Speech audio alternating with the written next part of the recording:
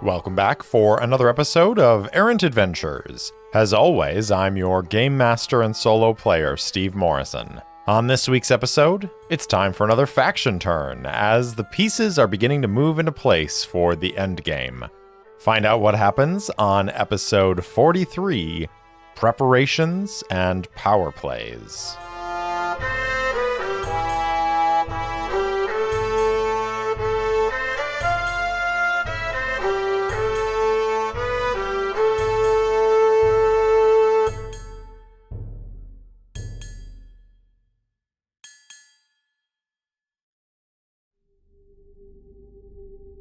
With the capture of Ephraim Fellheart, leader of the Royal Dispatch Company, and the defeat of Lina de Peza, cultist and priestess of Vargosh, the Crest is preparing to depart, at least in part, from Heartvale, and head towards the rival city of Davenar, where, according to their information, the Vidala family, the rest of these cultists of Vargosh, are hiding out.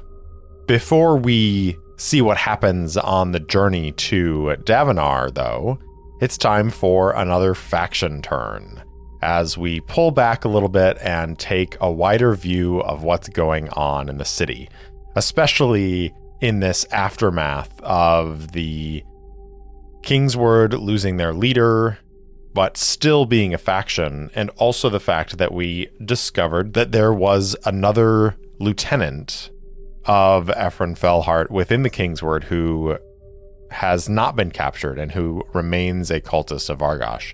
Will that person have some influence on the Kingsword? Things have been set in motion as far as our last faction turn went, where the DeSoto guards are marching towards the Kingsword to strike at the manufactory. There's some conflict between the Drift and the Council of 12. So we're going to jump into this faction turn and see how it goes. I am making one house rule, which I should have made earlier, but it just kind of came to me in the last few weeks thinking about this upcoming faction turn. Because the faction turns are really designed to be every month or so in game time, and because I'm running this faction turn based in a city, and therefore the distances are much less than sort of the intended distances of the faction turn. And I've been kind of thinking of the faction turns as happening every week or so. I'm going to make a house rule that each faction is able to move one of their assets every turn for free. If a faction wants to move multiple assets, they will then have to take the move asset action for this turn. But if they're just moving one asset, they can do that for free and then do something else. I think that'll help the action to kind of move along a little faster, if you will. So why don't we go ahead and, with that house rule in mind, jump into this faction turn and roll some initiative. Once again, I'm going to roll a d8 for each faction, and my 6 factions are currently the Crest, our mercenaries and heroes, the Vidala family, these cultists of Vargosh that the Crest are hunting, the Shade, the secret police, if you will, of Heartvale, who are servants of the Red Fox and allies to the Crest. We have the Drift, which is a conglomerate of free sailors and free merchants who live on a series of ships in the harbor and almost operate as a different nation within the boundaries of Heartvale. But because of their incredible seamanship and ability to transport and protect various goods, they are often hired by the merchants of Heartvale as escorts. And currently the Crest are in negotiations with the Drift for a ship to transport some of the Crest soldiers to Davenar. We also have the Kingsword, or the Royal Dispatch Company, which is a propaganda company that spreads information, and until very recently was run by Ephron Fellheart, who is a cultist of Vargosh. He has since been captured by the Red Fox and is being interrogated by her. And we know, like I said at the start, that there is a lieutenant who is still operating within the Kingsword, but there is also a sergeant within the Kingsword called Mortar, who has reached out to a friend of his in the mercenary company, the Fell Swords, for some assistance. So there might be some dueling interests going on there. And then our final faction is the Council of 12. And I have sort of viewed this through the lens of Lord De Soto. And Lord De Soto is an elder statesman who is somewhat ill, and his nephew Bacchio de Fara owned the estate that the Crest infiltrated, and unfortunately, after de Fara transformed into some sort of superpowered being, fought the Crest and was killed. Lord De Soto has taken a greater interest in this whole cult of Vargosh situation. So we're going to roll a d8 for each faction, and that will determine our initiative. We'll start with the Crest. Roll in a 1. Not great for the Crest. The Vidala family move on a 2. The Shade get an 8. The Drift get a 7. The Kingsword also get an 8. That's interesting. And Lord De Soto gets a 6. Okay, so we can either start with the Shade or the Kingsword. And this is, I think, going to need to be determined by a roll, because either one could act. So I'm going to roll that d8 again. 1 to 4 will be the Shade. 5 to 8 will be the Kingsword going first. It's a 7, so the Kingsword are going to act first. The Kingsword have been semi-villains in this campaign so far because of the actions of Ephron Fellheart. But there are more people operating within the Kingsword than just Fellheart. And so currently their faction goal is Wealth of Kingdoms, which is to literally just spend treasure equal to 4 times the faction's wealth rating on bribes and influence to basically raise their profile in the city. And so far they've spent 18 wealth towards that. They have a wealth rating of 6, so that means they just have to spend 6 more treasure in order to reach that goal. And I think we're definitely going to hit that on this faction turn. But first, we're going to start off by earning some treasure for the faction. So that's going to be equal to half their wealth plus a quarter of their combined force. So their wealth is 6, so that'll be 3 plus a quarter of their combined cunning and force, which is 7, and that's rounded up, so that'll be 2. So that is going to be 5 wealth. Have I been doing this wrong the whole time? I think I may have been doing this wrong. I think I may have been doing their wealth, their full wealth, and a quarter of their combined force and cunning. So well, that's good to know. I learn eventually. So I think it's going to be 5 treasure is what they're going to earn. So that is going to take us up to 17 treasure for the Kingsword. I'm going to go ahead and immediately spend those 6 points of wealth to satisfy the confines of this faction goal. And that is going to take it up to 24 wealth.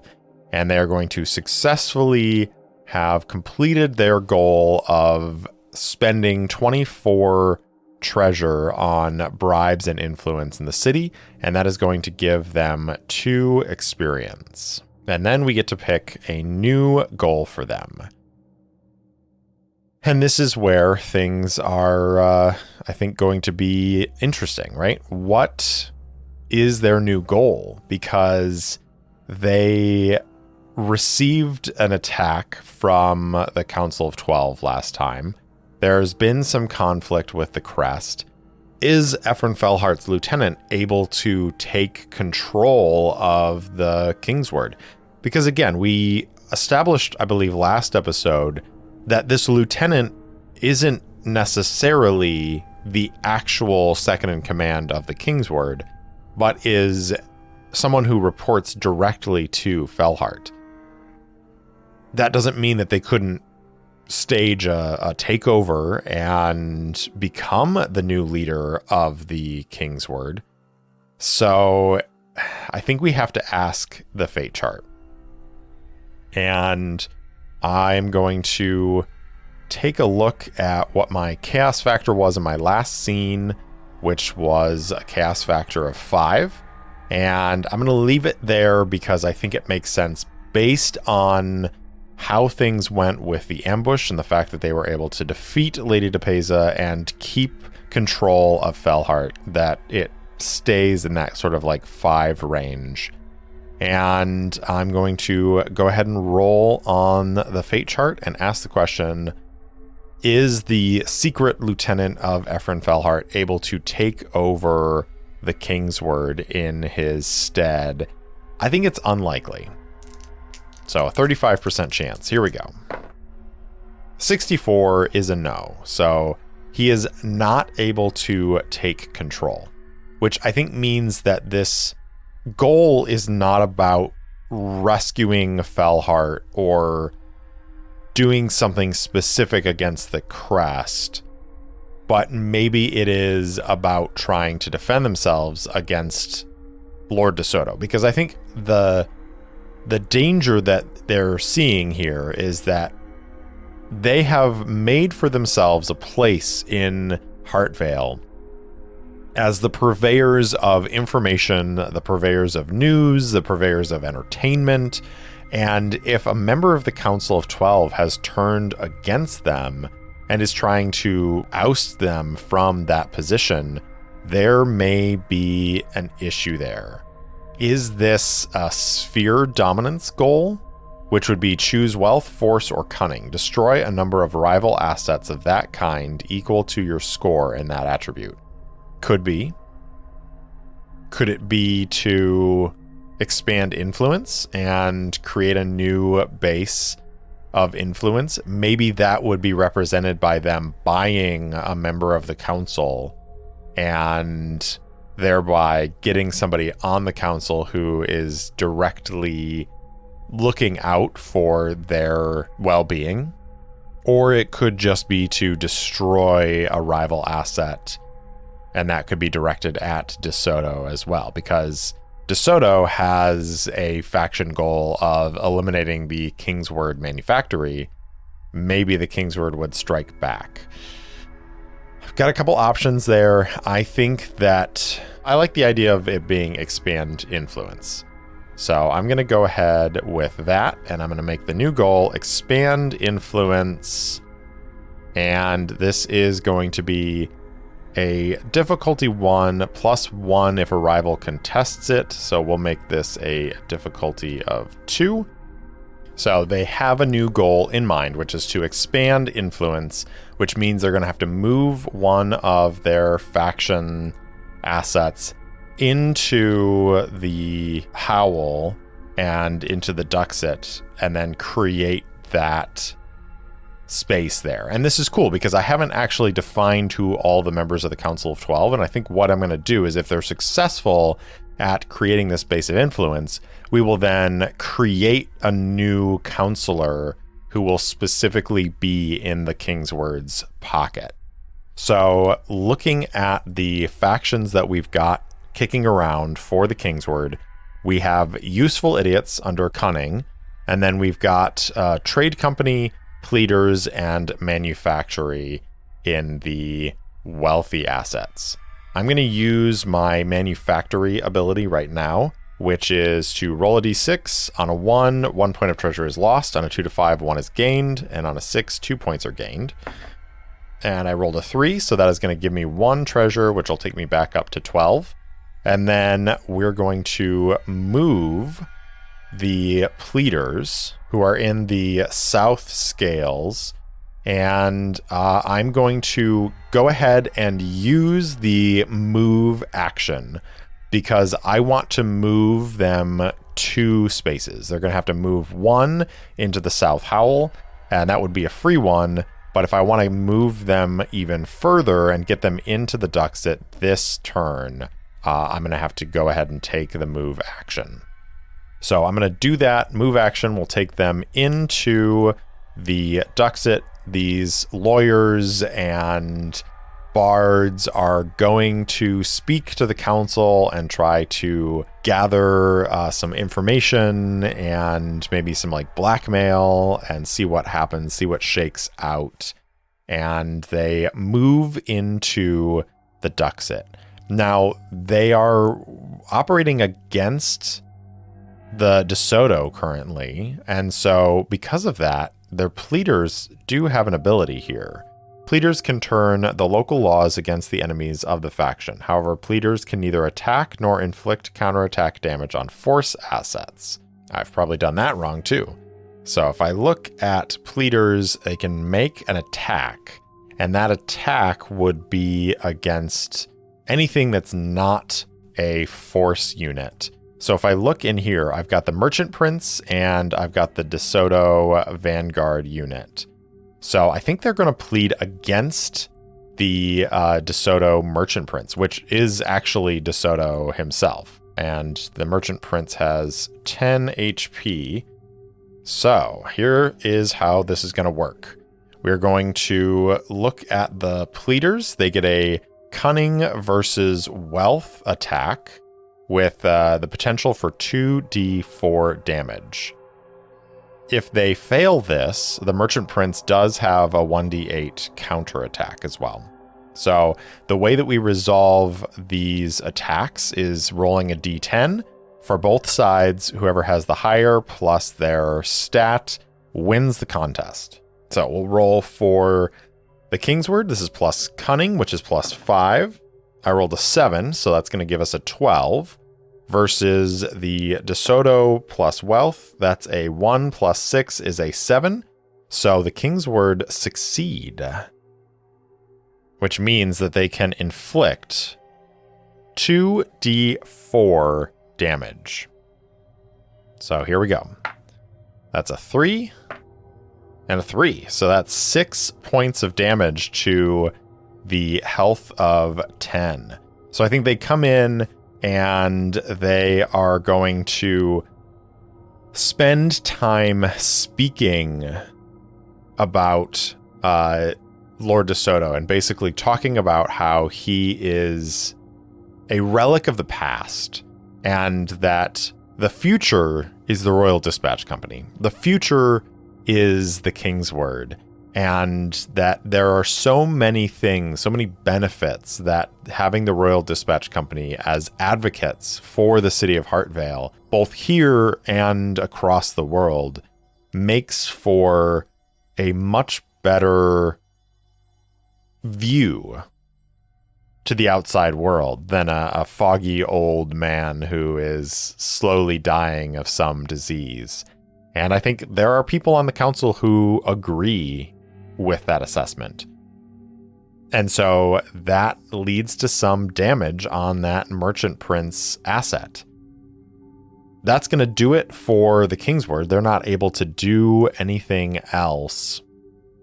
So we're going to go ahead and move on to the Shade.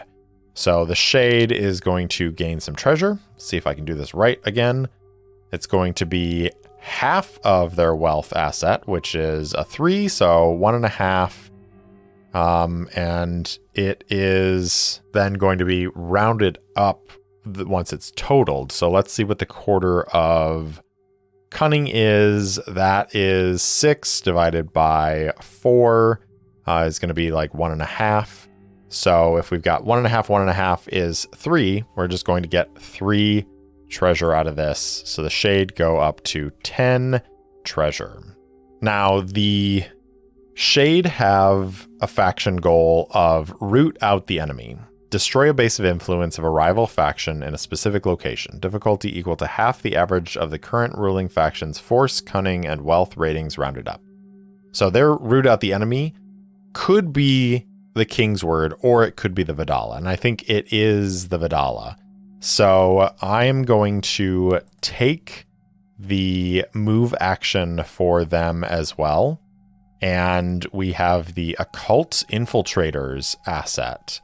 And I'm going to let them move 1 from the North Howl to the South Howl. And then that's their free move. And then the move action will be to move them from the South Howl into Tamor's Bones.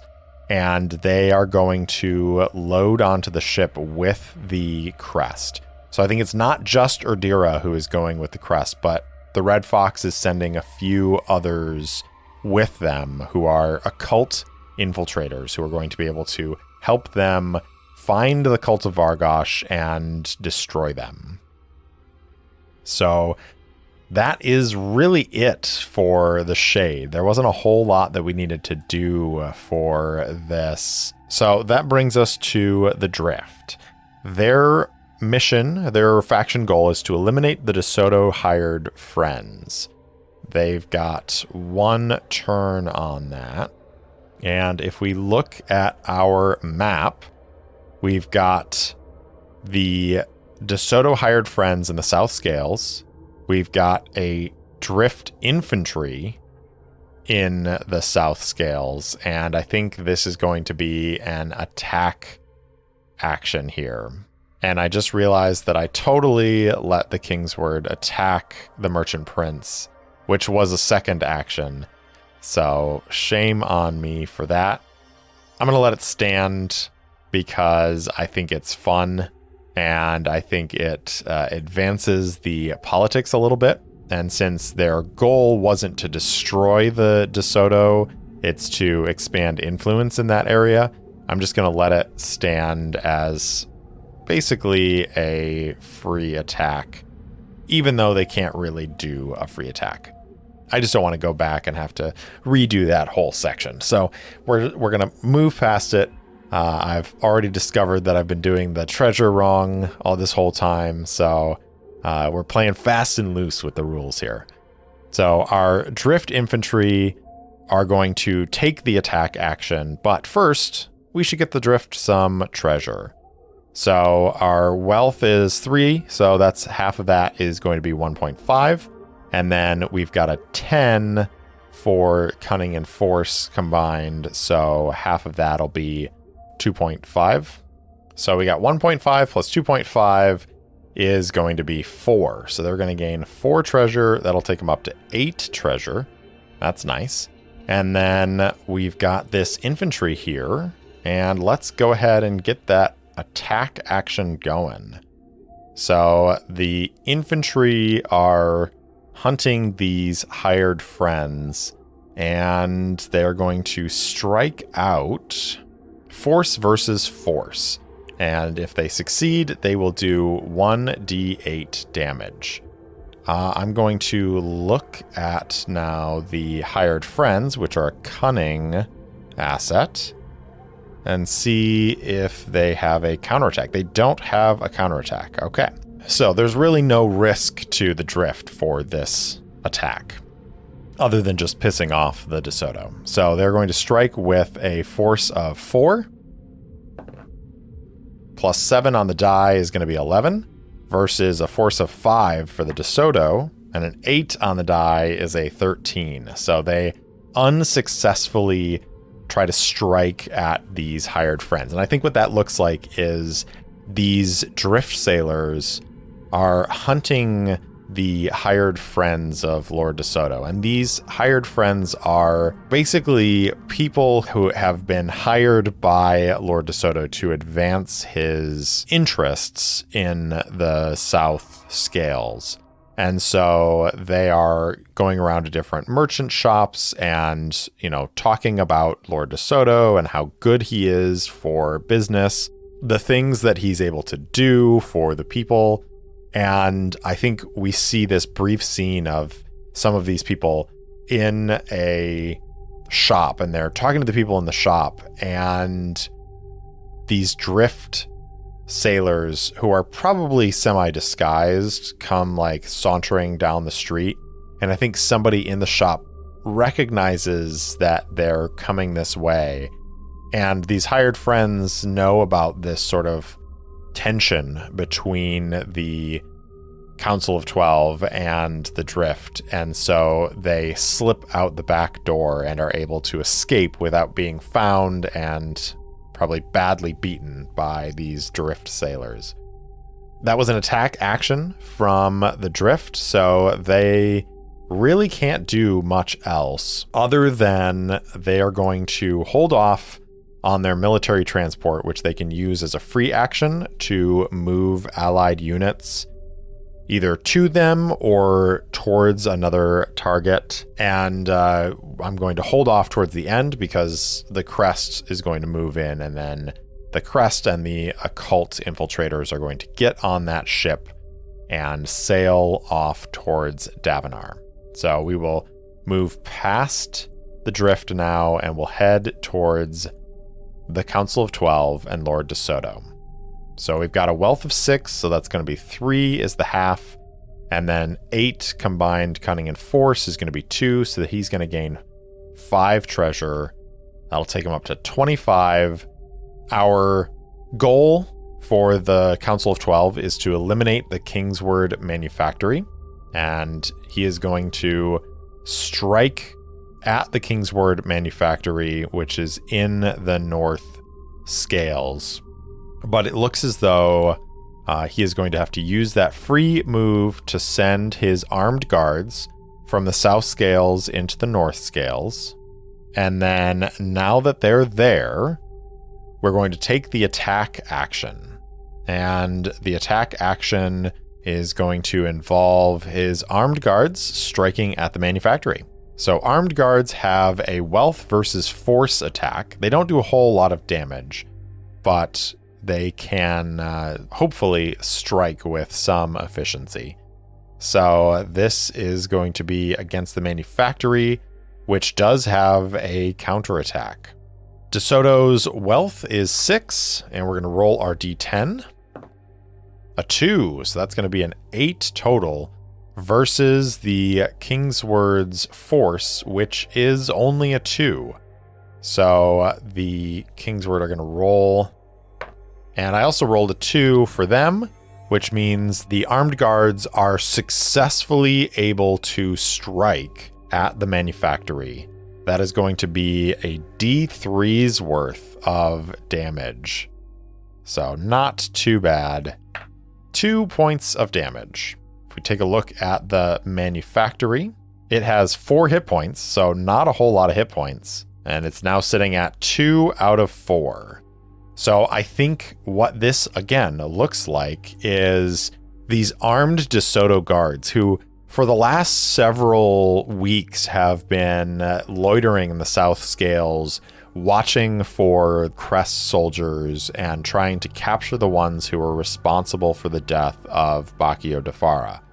Now that that conflict between the Council of 12, between Lord DeSoto himself and the Crest has been resolved, they have received new orders to march to the North Scales, march to the Kingsword headquarters, and dismantle this propaganda machine that is churning out plays. And I think maybe part of the reason why they're doing that is they are churning out propaganda that is, I think, in some ways trying to paint DeSoto in a bad light for going out and seeking out this peace with Davenar.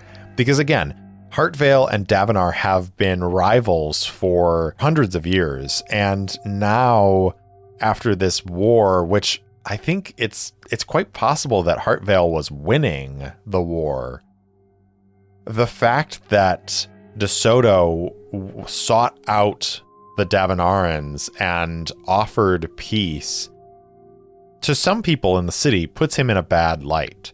Would maybe make them feel like he isn't as true to the Heartvale spirit as he could be. Which, of course, is ridiculous, because seeking peace is always the preferable choice. So I think these armed guards with the De Soto livery march into the Kingsword headquarters, and because Ephraim Fellheart isn't there, and that force of personality isn't there to control the movement of the organization, it's in a little bit of disarray. And so I don't think they hurt anybody, but I think these armed guards come in and maybe they enact a stance of intimidation where they toss over some of the desks and some of the ink is spilled. They tear up some of the papers, and the leader of the armed guards, very sternly tells the Kingsword that they need to stop espousing these damaging and hurtful things that they are. And then the guards march out. And we're going to mark down one of our 3 turns for this action, because they have 3 turns to eliminate their target, and that was the first turn. So that's going to do it for the Council of 12, as we move now to the Vidala family.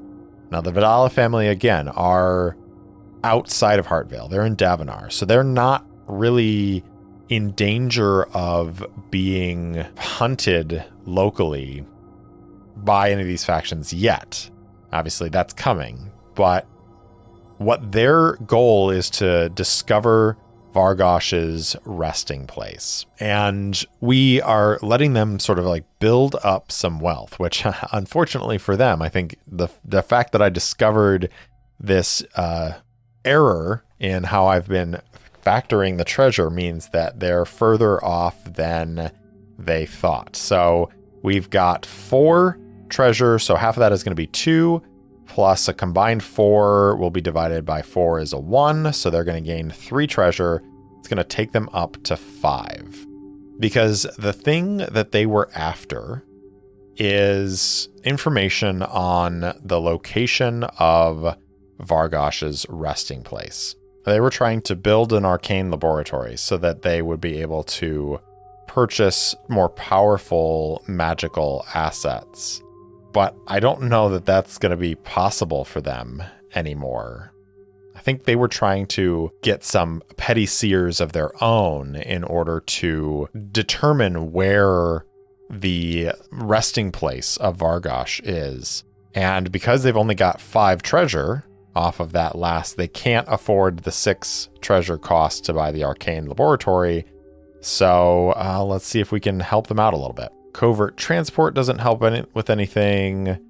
Ordinary guards are just useful for maneuvering. Countermeasures are for dealing with things with magic rating.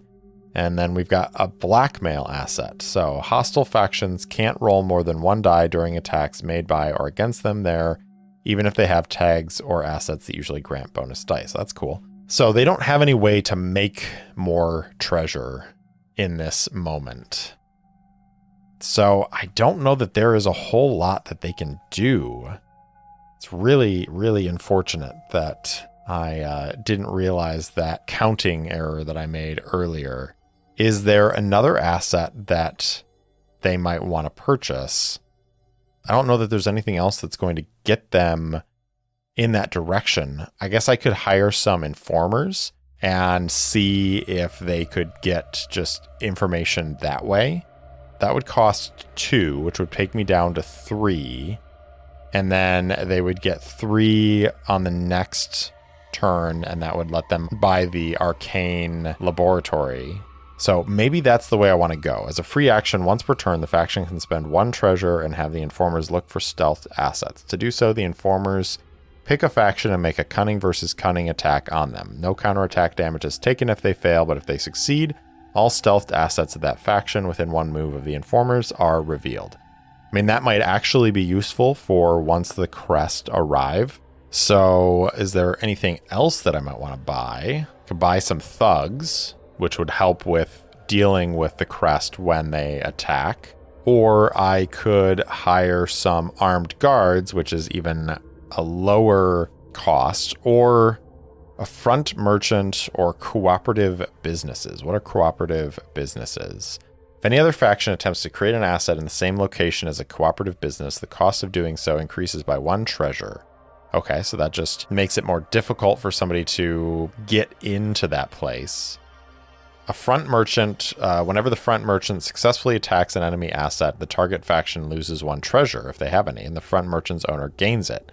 Such a loss can occur only once per turn. So, because their goal is to move towards finding Bargosh's resting place, I'm going to buy something here, but I'm going to leave them with enough that next time they'll be able to buy the laboratory, and then the time after that, they'll be able to buy the seers. And the reason they can't buy the seers right now is they have the coin, but it's a medium magic, and they only have a low magic rating. So I'm kind of torn between useful idiots, armed guards, or thugs. And I think any of those could work. So I'm going to roll a d6. 1 to 2 will be the useful idiots. 3 to 4 will be thugs. 5 to 6 will be armed guards. 1, it is going to be useful idiots. So that only costs 1, which is good. That takes them down to 4 treasure. And we're going to add that as a cunning asset. They can basically be sacrificed if an asset close to them is attacked. They can be sacrificed to take that attack for that other asset. So it's just a way of protecting the faction's assets. So that is all that they can really do, unfortunately. I wish there was more that they could do. My plan had been to buy the laboratory this time, get the seers next time, and then see if they actually discovered the location of the resting place. But I think, unfortunately, because I realized that I've been doing the treasure wrong this whole time, they are not able to afford it. So that is going to end the Vidala family's turn. And I think these useful idiots that they're bringing in are basically just worshippers. Remember, they took over this temple to this god, and they've now corrupted it. And the area that they're in has started to succumb to this strange, wasting sickness.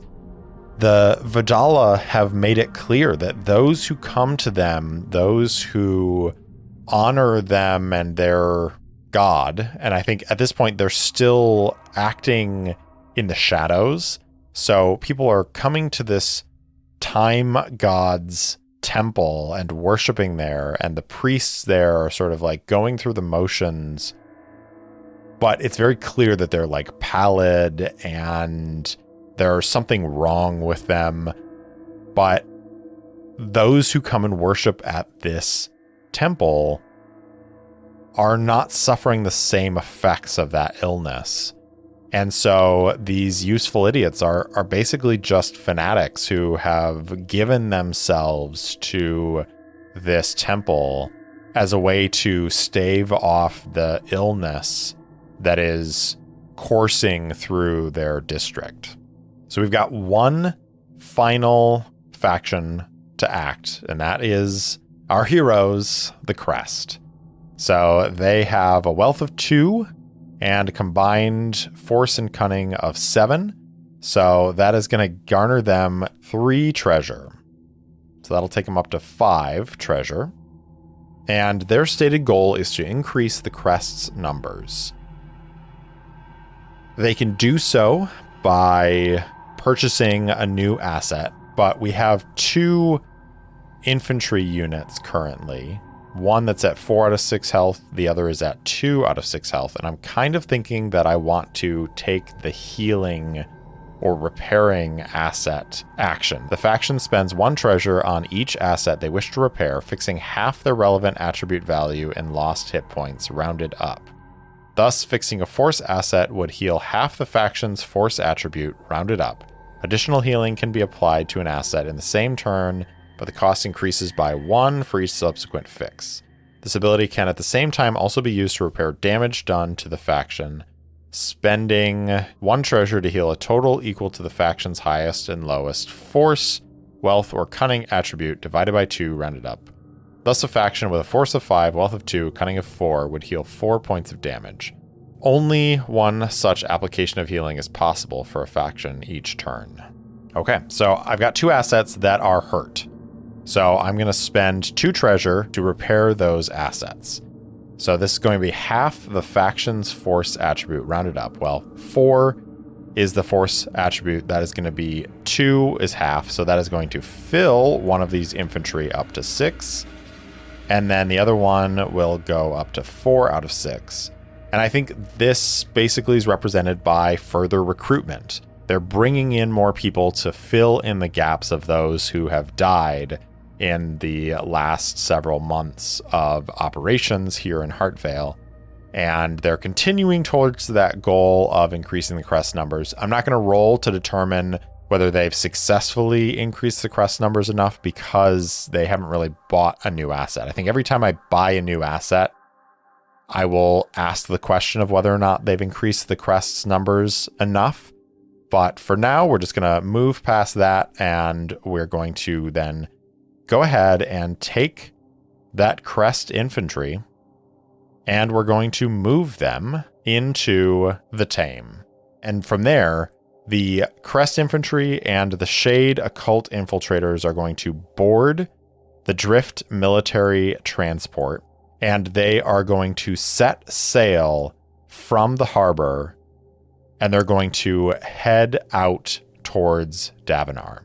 Now, we're going to play out the sea voyage because it's a few weeks travel from Heartvale to Davenar, and maybe some interesting things will happen along the way. But because it's a couple weeks from here to Davenar, we're going to have a couple more faction turns between now and the arrival in Davenar, where more stuff is going to happen in Heartvale and for the Vidala in Davenar before these crest infantry and the occult infiltrators arrive. For now, though, that is the end of our faction turn, and though I made some mistakes and have discovered, new ways of playing this game, that's part of the reason why we do this. You play something a number of times and then you realize that you've done it the wrong way, and you fix it and keep playing, keep moving forward, keep learning, and keep enjoying. As we close out this faction turn, we get this image of Heartvale. We see the city, and we see the bustle of people moving through the streets. We sweep down into the scales, and we see those drift sailors walking the streets with arms folded, looking around, trying to find DeSoto's hired friends so they can have a word with them. We sweep up to the north scales and we see the Kingsword headquarters. For a city that is full of people and buildings, for what is a true metropolis in this world, the Kingsword headquarters is this overwhelming edifice that is constantly seeing a stream of people coming and going. And inside we see Mortar, the Kingsword sergeant, who is in charge of, I think, parts of the manufactory. And he is standing there looking at the chaos that has been caused by the DeSoto armed guards and just shaking his head. And then ordering those around him to start cleaning up and getting ready for the next cycle of plays and town crier announcements. We shift from the North Scales to the North Howl, where we see the Von Tryken estate. And this imaginary camera that we're watching through darts in through a window and down the stairs, and then to a locked door, through that door and down another flight of stairs, where there's another locked door, and then another flight of stairs down into the earth beneath the estate, until we see this cylindrical door. And we see the Red Fox, Lady Von Tryken, standing before it, and she reaches out a hand, and there's a tremor in the air as the door hisses and unseals and rolls aside. And she walks into this vault, this storied vault of the Von Tryken family. And we see various artifacts, including those Vargosh artifacts that the Crest have recovered and turned over to the Shade in various states of stasis. And she walks deeper and deeper into this vault until she reaches a small room. She opens another locked door and steps inside, and there is a weary, bound Ephraim Fellheart who just looks up at her with these empty, sorrowful eyes.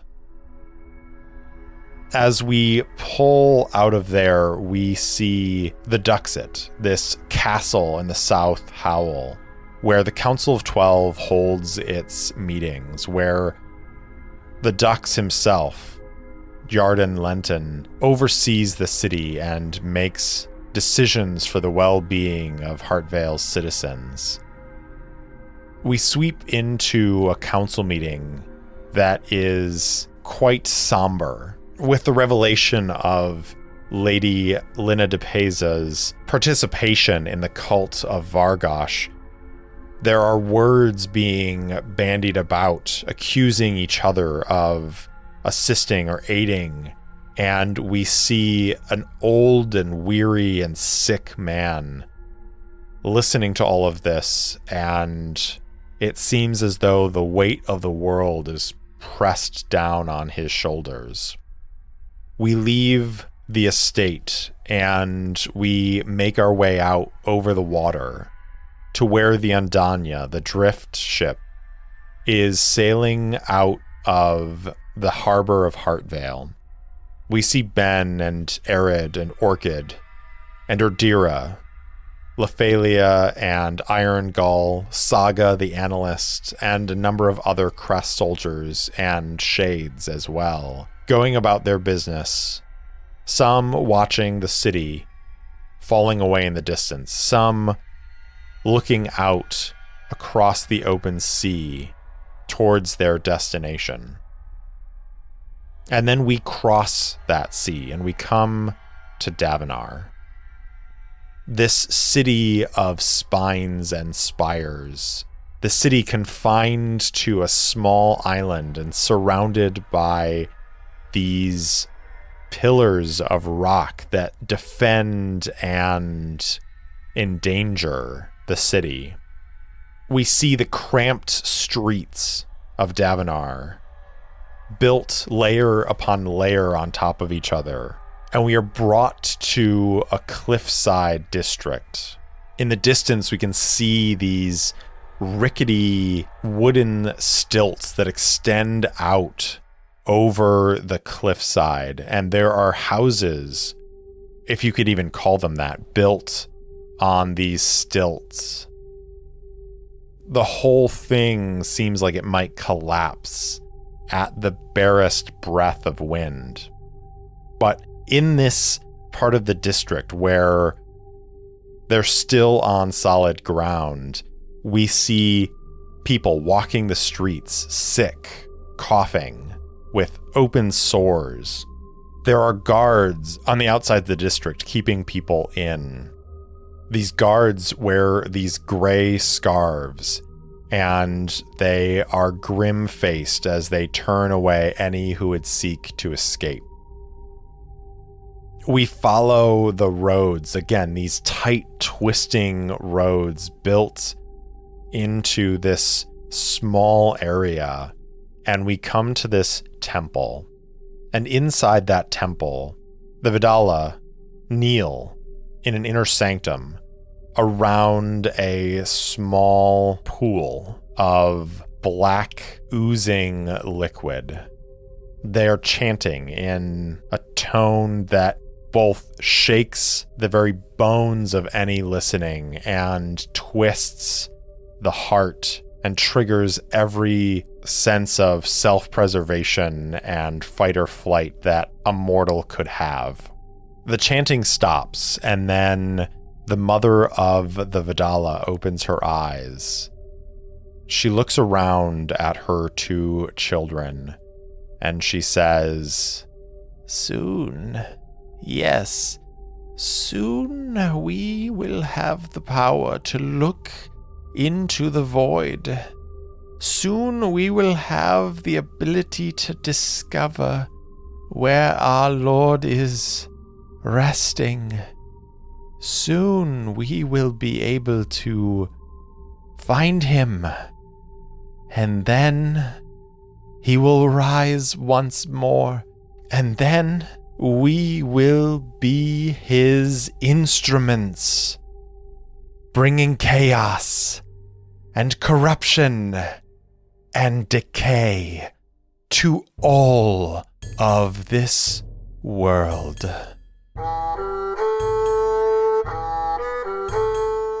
Thanks for listening to Errant Adventures, and thank you so much to Syrinscape for the lovely ambient sounds and music throughout the episode. If you enjoyed the show, please tell anyone and everyone in your life about it. And if you want to support the show directly, leave me a review or buy me a coffee at coffee.com/errantadventures. That's ko-fi.com/errantadventures. If you want to interact with me, my handle on Instagram and Twitter is @errantsolopod, or you can email me at errantsolopod@gmail.com. I also post short fiction and campaign-related materials on my website, errantadventurespod.com. Thanks again for listening, and I'll see you next time.